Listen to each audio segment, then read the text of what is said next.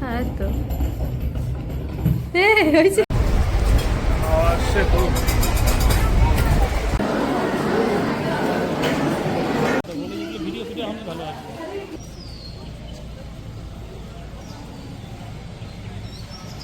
माता की सवारी त्रिवेणी संगम करने का अवसर प्राप्त, आरती एवं पूजा में भाग लेने का भी अवसर प्राप्त करेंगे।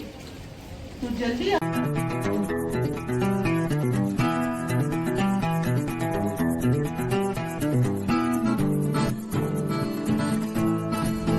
নমস্কার বন্ধুরা, আশা করি সবাই খুব ভালো আছো, সুস্থ আছো। আমরাও বেশ ভালোই আছি। অনেক দিন পর, প্রায় অনেক দিন পরই বলা যায়, তোমাদের সামনে আসলাম একটা ট্যুর ভিডিও নিয়ে প্লাস লং ভিডিও নিয়ে। মেয়েকে নিয়ে প্রথম বেরোলাম ঘুরতে। যাচ্ছি এবার আমরা মায়াপুরে। তো ঘোরার উদ্দেশ্যটা এটাই, ভগবানকে আগেই বলে রেখেছিলাম যে আমার ছেলে হোক বা মেয়ে হোক, যেই হোক তোমার স্থানে এসে প্রথম অন্ন গ্রহণ করে বা মুখে ভাত দেবো। তো সেই জন্যেই যাওয়া। এবার যাচ্ছি, আমরা দুজন তো আছি, সাথে প্রথম যাচ্ছে আমাদের মেয়ে, তার সাথে আছে দুই মা এবং দিদা শাশুড়ি। গেছিলাম অনেক দিন আগেই, কিন্তু মাঝখানে অনেক কিছুই ঘটনা ঘটে গেছে যেগুলো আর বলতে চাইছি না। তো সেই জন্য ভিডিওটা দিতে একটু দেরি হলো। দেবো কিনা সেটা নিয়েও ভাবছিলাম, তো ভাবলাম যে না, এখন গেছি, মেয়ের প্রথম যাত্রা, তো সেই স্মৃতি তো এই ইউটিউবের মাধ্যমে, ভিডিওর মাধ্যমেই ধরে রাখা সম্ভব একমাত্র। তো আমরা ভোরবেলা ট্রেন ধরবো বলে 5:30টার সময় ট্রেন আছে দেখে সবাই একদম প্যাকিং করে বেরিয়ে পড়েছি স্টেশনের উদ্দেশ্যে। স্টেশন পৌঁছেও গেছি। আর সেদিন সকালবেলা বেশ হাওয়া দিচ্ছিল খুব, সেই জন্য মেয়েকে একদম টুপি টুপি পরে প্যাকেটের মধ্যে ঢুকিয়ে নিয়েছি। কোলের মধ্যে বেশ সুন্দরভাবে বসে আছে। ওর যে প্রথম যাত্রা, ঘুম থেকে এত সকালে উঠিয়ে নিয়ে এসেছি, তাই বলে কোনো কান্নাকাটি কিচ্ছু নেই, কি সুন্দরভাবে দেখো আছে। ওর জীবনে সবটাই এখন প্রথম, নতুন নতুন অভিজ্ঞতা। প্রথম যাচ্ছে কোথাও বাইরে ঘুরতে, প্রথম ট্রেন যাত্রা। তো সবটাই যেন ভগবানের আশীর্বাদে সব ভালোভাবে হয়, সেটাই ভগবানের কাছে চাওয়া। আর প্রথম যাত্রায় শুরু করলাম তীর্থস্থান দিয়ে, ভগবানের দর্শন করে। হেই উঠে পড়লাম ট্রেনে। তো ও তো কিছুই বুঝতে পারছে না, শুধু ওই ব্যাগটা কামড়াতে আছে, ব্যাগটা খেতে আছে। আর এইসব ব্যাগে ক্যারি করা যে এতই সুবিধা, মানে যেমন বাবা মার সুবিধা যে ক্যারি করছে, আবার তেমনি বাচ্চাটারও কোনো অসুবিধা হয় না, ও আরামে বসে থাকে সেই ব্যাগগুলোতে। এবার দিদুন ঠাম্মি বম্মার কোলে বসে বসে শুরু হলো আমাদের যাত্রা। তো বেস্ট ফিট করে, কোনো খাওয়ানোরও অসুবিধা হয় না।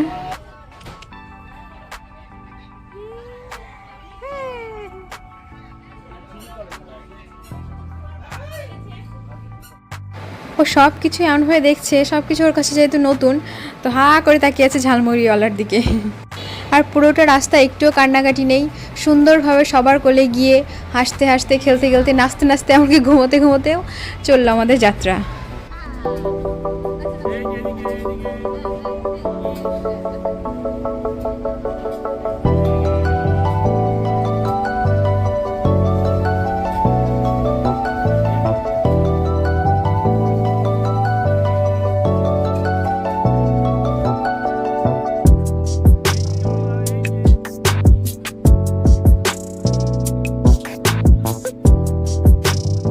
তো শেষ হলো আমাদের 4 ঘন্টার যাত্রা, এসে পৌঁছালাম নবদ্বীপ ধামে।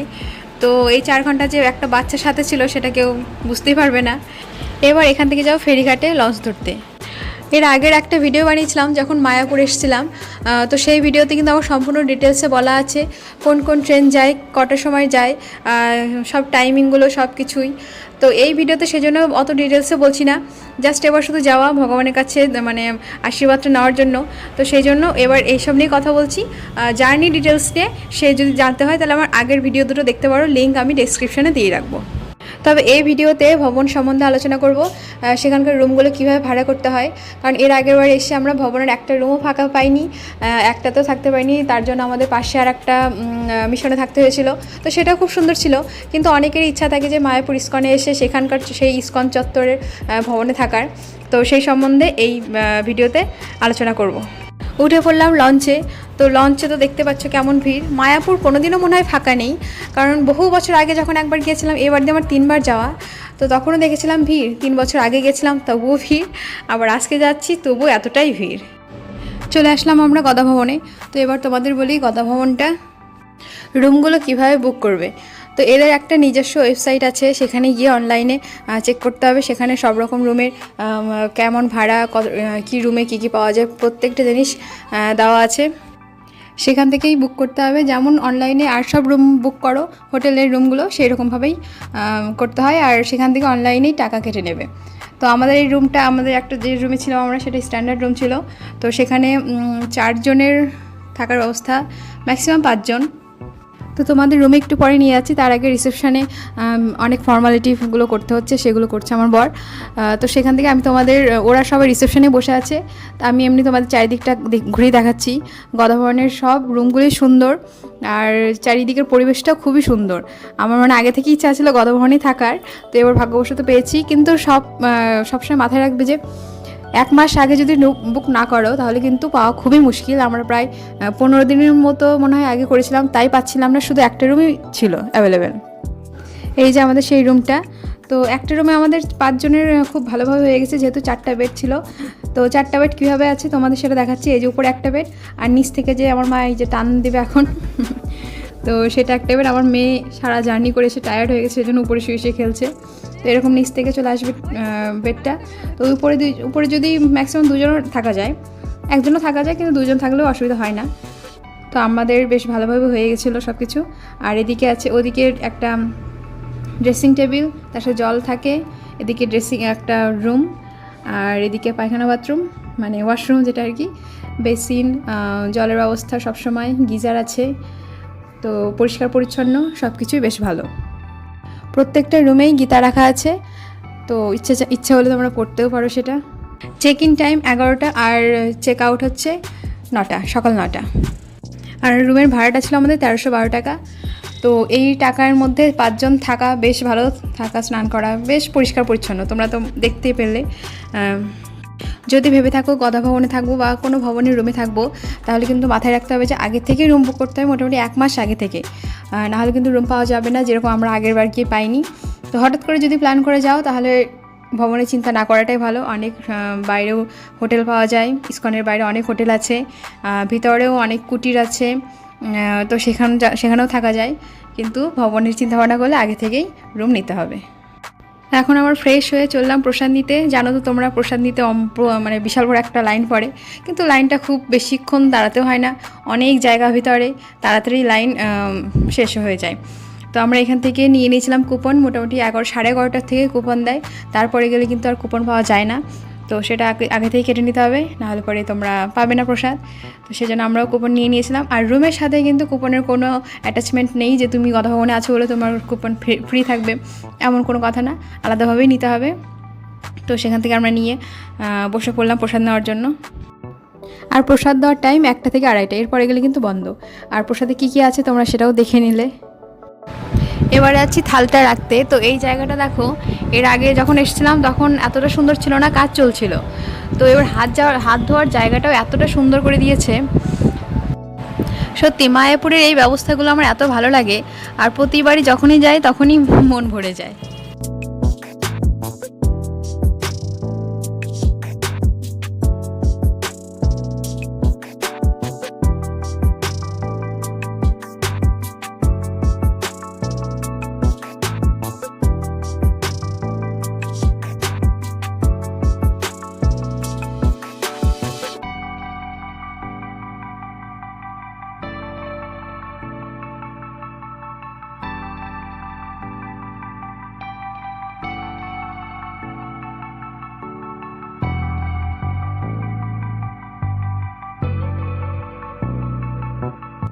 আর গদা ভবনটা এত সুন্দর, বাইরে থেকে যতটা সুন্দর ভিতরেও ততটা সুন্দর। মনে হয় ইসকনের মধ্যে গদা ভবনটাও একটা দেখার জায়গা হয়ে দাঁড়িয়েছে। তার উপর জায়গাগুলো পরিষ্কার পরিচ্ছন্ন কিনা, তার জন্য আরও বেশি ভালো লাগে। তারপরে আবার আমরা চললাম একটু আশেপাশে সব দর্শন করতে, মন্দিরগুলো, যেহেতু এর আগেও দেখা হয়ে গেছে, যেহেতু আমার শাশুড়ি মা প্রথম এসেছেন, তো ওনাকে নিয়েই সব দর্শন। প্রথমে তো এখানে দেখলাম জগন্নাথ দেবের একটা মন্দির, এটা নতুন করেছে দেখলাম, আগে ছিল না। তার পুচকিটারও বেশ মজা হয়েছে, বাবার কোলে বসে বসে ঘুরছে। আর এদিকে সব কিছু দেখছি আমরা, শ্যামকুণ্ডতে এসেছি মনে হয় এটা। আর এই সময় ক্যারিয়ারটা আনতে দিল না, বেবি ক্যারিয়ারটা, বললো আমি কোলে নিয়েই ঘুরবো আমার মেয়েকে। তখন যেহেতু আমি কোলে নিতে পারিনি, ব্যাগটা আনতে হয়েছে। তো ঠিক আছে, তুমি নিয়েই ঘোরো।